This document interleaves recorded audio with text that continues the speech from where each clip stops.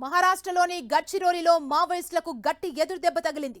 పోలీసులకు మావోయిస్టులకు మధ్య జరిగిన ఎదురుకాల్పుల్లో నలుగురు మావోయిస్టులు మృతి చెందారు. ఆ నలుగురు తెలంగాణ రాష్ట్ర కమిటీకి చెందిన వారేనని పోలీసులు తెలిపారు. కోలమర్క్ అడవుల్లో ఈ ఎదురుకాల్పులు జరిగాయి. కాల్పులు ఇంకా కొనసాగుతున్నాయి. ఆ ప్రాంతంలో సెర్చ్ ఆపరేషన్ నిర్వహిస్తున్న పోలీసులు భారీగా డంప్ స్వాధీనం చేసుకున్నారు.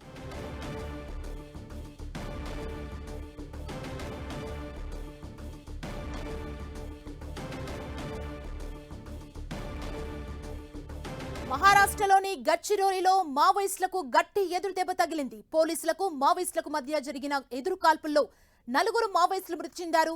ఆ నలుగురు తెలంగాణ రాష్ట్ర కమిటీకి చెందిన వారేనని పోలీసులు తెలిపారు.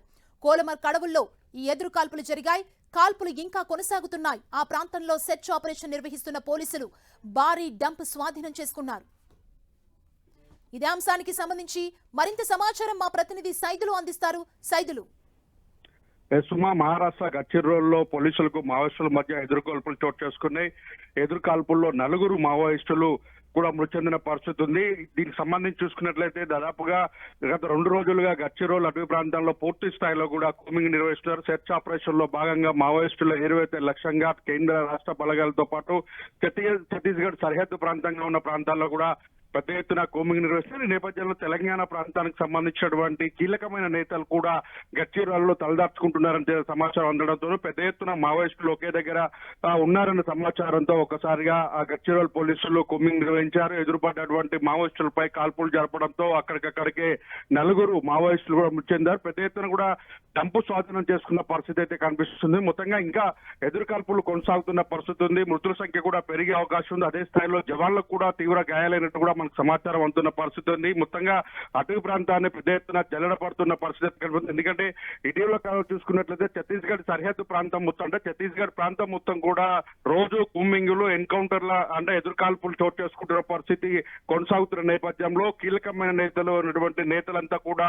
గడ్చిరోల్ బాట పట్టిన పరిస్థితి ఉంది. గడ్చిరోల్ సంబంధించినటువంటి ప్రాంతాల్లో తలదార్చుకుంటున్న ప్రాంతం ఉన్నటువంటి ప్రాంతం ఉంది. బలమైన ప్రాంతం కావడంతో ఆ ప్రాంతాల్లో కూడా పోలీసులు చొచ్చుకొని పోతున్న పరిస్థితి కనిపిస్తుంది. ఓవరాల్ గా చూసుకుంటే ఒకవైపు అబుజ్మడు అదేవిధంగా ఛత్తీస్గఢ్ లో కీలకమైనటువంటి ప్రాంతాలన్నిటి కూడా మావోయిస్టులు స్థావరాలపైన దాడులు కొనసాగుతున్న క్లిష్టమైన సంకటమైన పరిస్థితిని మావోయిస్టులు ఎదుర్కొంటున్నారు. కేవలం వేసవి కాలం కావడంతో ఆకులు రాలిపోవడంతో చెట్లన్నీ ఎండిపోతున్న నేపథ్యంలో అటవీ ప్రాంతంలో డ్రోన్ల ద్వారా ఒక్కసారిగా మావోయిస్టుల స్థావరాలను కనుక్కుంటూ అత్యాధునిక పరికరాలతో సాంకేతిక పరిజ్ఞానంతో సెల్ టవర్ల సహకారంతో కూడా పెద్ద ఎత్తున బేస్ క్యాంపులను ఏర్పాటు చేస్తున్న పరిస్థితి మనం చూసాం. పువ్వార్తిలో కూడా మావోయిస్టు నేత హిడ్మా సొంత గ్రామంలో కూడా పెద్ద ఎత్తున కూడా బేస్ క్యాంపును ఏర్పాటు చేయడం, ఆ ప్రాంతంలో జాతీయ జెండాను ఎగరవేసిన తర్వాత పోలీసులు అటు కేంద్ర రాష్ట్ర బలగాలు పెద్ద ఎత్తున మావోయిస్టుల కీలకమైనటువంటి స్థావరాలలో ఎత్తుక్కుంటూ లోపల చొచ్చుకొని పోతున్న పరిస్థితి కనిపిస్తుంది. బీజేపీ అధికారంలోకి వచ్చిన తర్వాత నిరంతరం ఆ ప్రాంతంలో పూర్తి స్థాయిలో కూడా ఎన్కౌంటర్ జరుగుతున్నాయని చెప్పేసి కూడా మావోయిస్టులు లేఖలు విడుదల చేశారు. దానికి సంబంధించిన పూర్తి వివరాలు కూడా వెల్లడించాల్సి ఉంటుంది. గ్రీన్ హంట్ పేరుతోనూ అదేవిధంగా కూంబింగ్ సెర్చ్ ఆపరేషన్ పేరుతో తమను ఏదిస్తున్నారంటూ కూడా మావోయిస్టులు లేఖలు విడుదల చేస్తున్న పరిస్థితి అయితే మనం చూస్తున్నాం. అదేవిధంగా ఇప్పుడు అంటే మహారాష్ట్రకు సంబంధించిన గడ్చిరోల్లో గట్కార్ ప్రాంతాలకు సంబంధించిన ప్రాంతాల్లో కూడా పెద్ద ఎత్తున కూడా పోలీసులు కొనసాగుతున్న పరిస్థితి కనిపిస్తుంది. సైతులు ఇంకా కూంబింగ్ కొనసాగుతుందా? ఇంకా కొనసాగుతుంది. దీంట్లో పెద్ద ఎత్తున కూడా మావోయిస్టులు ఉన్నారనే సమాచారం. ఈ ప్రాంతంలో పూర్తిగా తెలంగాణ ప్రాంతానికి సంబంధించినటువంటి కీలకమైన నేతలు ఆ ప్రాంతాల్లో సమావేశం అవడంతో పాటు కొత్త రిక్రూట్మెంట్ కి పాల్పడుతున్నారన్న విషయం తెలుసుకున్న తర్వాత అక్కడ పెద్ద ఎత్తున అటవీ ప్రాంతాన్ని కూడా రెండు వైపు అంటే మొత్తం కూడా జల్లెడపడుతున్న పరిస్థితి. చుట్టుముట్టినటువంటి జవాన్లు అటు కేంద్ర రాష్ట్ర బలగాలతో పాటు స్థానికంగా ఉన్నటువంటి బేస్ క్యాంప్ కు సంబంధించినటువంటి బలగాలు కూడా పెద్ద ఎత్తున కూడా చుట్టుముట్టిన పరిస్థితి అవుతుంది. మరింత మృతుల సంఖ్య పెరిగే అవకాశం కనిపిస్తుంది.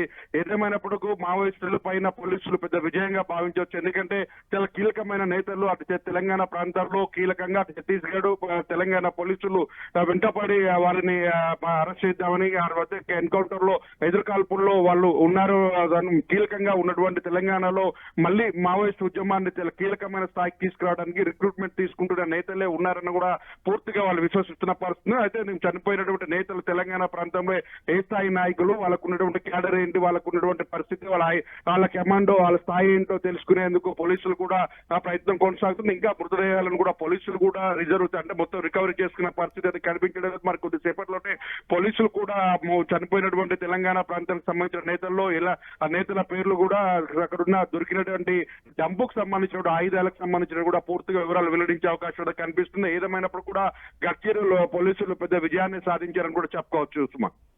సైతులు అంటే ఈ కూంబింగ్ లో ఎంతమంది మావోయిస్టులు చనిపోయారు? దీనికి సంబంధించి ఏమైనా ప్రకటన చేశారా పోలీసులు? ప్రస్తుతానికి మనకు అందుతున్న సమాచారం వరకు 4 మావోయిస్టులు మృతి చెందారని కూడా ఎన్కౌంటర్ లో తెలుస్తుంది.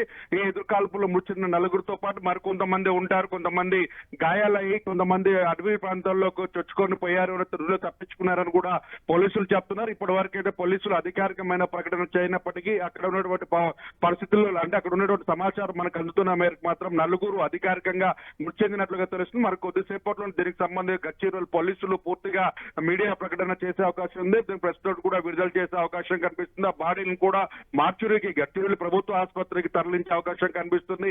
ఏదేమైనా ఇటీవల కాలంలో మావోయిస్టులు చాలా ఎదురు దెబ్బలు తింటున్నారని కూడా మనకు అర్థమవుతున్న పరిస్థితి కనిపిస్తుంది. మొత్తంగా అటు తెలంగాణ, ఛత్తీస్గఢ్, ఆంధ్ర, అదేవిధంగా గచ్చిరోలు ప్రాంతాలకు సంబంధించినటువంటి కీలకమైన నేతలంతా కూడా ఎదురు కాల్పుల్లో మృతి చెందుతున్న పరిస్థితి అయితే మనకు కనిపిస్తుంది. ఏదేమైనప్పటికీ మావోయిస్టులు చాలా గట్టుకాలను ఎదుర్కొంటున్నారని కూడా చెప్పుకోవచ్చు సుమా. సైదులు అంటే గడ్చిరోలిలో ఇప్పటి వరకు జరిగిన కూంబింగ్ ఇప్పుడు ప్రస్తుతం జరుగుతున్న కూంబింగ్ ఏ ప్రాంతంలో జరుగుతుంది?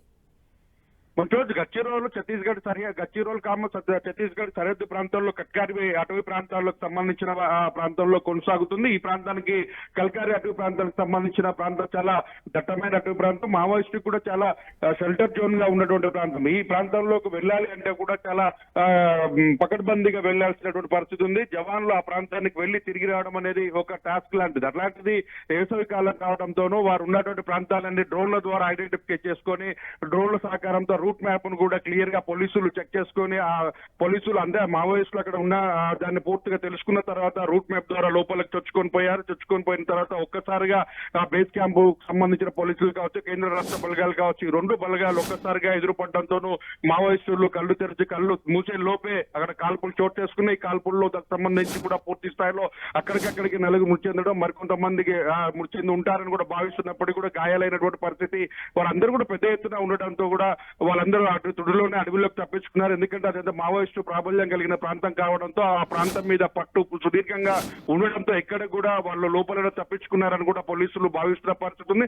ఏదేమైనా మరి కొద్దిసేపట్లో మహారాష్ట్ర గచ్చిరోలుకు సంబంధించిన పోలీసులు దానికి సంబంధించిన ప్రకటన చేసే అవకాశం అయితే కనిపిస్తుంది. ఏదేమైనప్పుడు కూడా మావోయిస్టుల్లో ఎయిర్వేత లక్ష్యంగా అటు కేంద్ర రాష్ట్ర బలగాలు తీవ్రంగా పనిచేస్తున్న పరిస్థితి. ఇప్పటికీ ఇటీవల కాలంలో హోంమంత్రి అమిత్ షా చేసిన ప్రకటన మొత్తంగా అంటే మొత్తంగా మావోయిస్టు లేకుండా అంటే మావోయిజాన్ని లేకుండా చేస్తామని చేసిన ప్రకటన, ఉక్కుపాదంతో మావోయిస్టులను ఏరివేస్తామని చేసిన ప్రకటన నేపథ్యంలో ఒక్కసారిగా అటు మొత్తం గచ్చిరోలు కావచ్చు, ఛత్తీస్గఢ్ కావచ్చు, తెలంగాణ సరిహద్దు ప్రాంతంలో పెద్ద ఎత్తున మావోయిస్టుల కూంబింగ్ ప్రక్రియను వేగవంతం చేస్తారని కూడా మనకు స్పష్టమవుతుంది. నిరంతరం ఒక ప్రక్రియగా కొనసాగుతుంది మొత్తం సెర్చ్ ఆపరేషన్ అనేది. సెర్చ్ ఆపరేషన్ కి సంబంధించి నుంచి పూర్తి స్థాయిలో కూడా కేంద్ర బలగాలకు అంటే కేంద్ర చీఫ్ సంబంధించిన వాళ్ళంతా కూడా పూర్తిగా మానిటరింగ్ చేస్తా ఉన్నారు. మానిటరింగ్ చేస్తూ కూడా ఎప్పటికప్పుడు అలర్ట్ చేస్తూ కూడా ఆ ప్రాంతాల్లో లోపలికి వెళ్లేందుకు వాళ్ళకి అత్యాధునిక ఆయుధాలు కావచ్చు, డ్రోన్లకు సంబంధించినవి కావచ్చు, మ్యాప్ కు సంబంధించినటువంటి కూడా పూర్తిగా అడవిలోకి చొచ్చుకొని పోయే అవకాశాలు కల్పిస్తూ వారందరూ కూడా మావోయిస్టులు ఎరువైతే లక్ష్యంగా పనిచేస్తున్న పరిస్థితి కనిపిస్తుంది సుమా. Thank you Saidulu. మావోయిస్టులకు పెద్ద ఎదురు దెబ్బగా చెప్పుకోవాలి. కోలమర్ కడవుల్లో ఎదురు కాల్పులు జరుగుతున్నాయి. ప్రస్తుతం ఇంకా కూంబింగ్ కొనసాగుతుంది. మరిన్ని డీటెయిల్స్ మా ప్రతినిధి కిరణ్ మనకు అందిస్తారు. కిరణ్.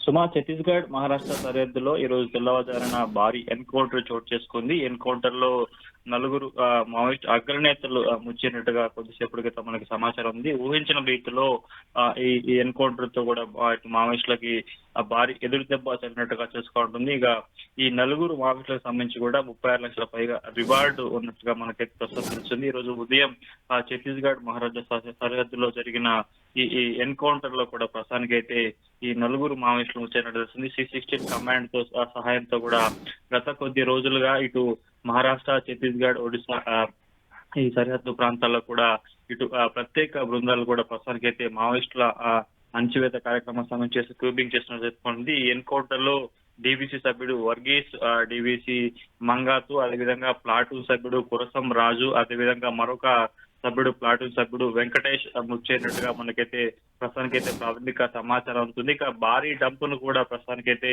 ఇటు కమాండర్స్ స్వాధీనం చేసుకున్నట్టు తెలుస్తుంది. ఘటనా స్థలం నుంచి ఒక AK-47 తో పాటు ఒక కార్బన్ తో పాటు 2 పిస్తల్ తో పాటు పెద్ద మొత్తంలో పేలుడు పదార్థాలను కూడా ప్రస్తుతానికైతే ఇటు ఈ కమాండోస్ స్వాధీనం చేసుకుంటూ తెలుస్తుంది. గడిచిన కొద్ది రోజులుగా మావోయిస్టుల ఏరువేతకు సంబంధించి కూడా కేంద్ర ప్రభుత్వం ప్రత్యేక దృష్టి సారించింది. తాజాగా ఎన్నికల సందర్భంలో మావోయిస్ట్ పార్టీ సంబంధించిన అగ్రనేతలు ఎన్కౌంటర్ లో చనిపోయినట్టుగా మనం చెప్పాల్సి ఉంటుంది సుమా. Thank you Kiran.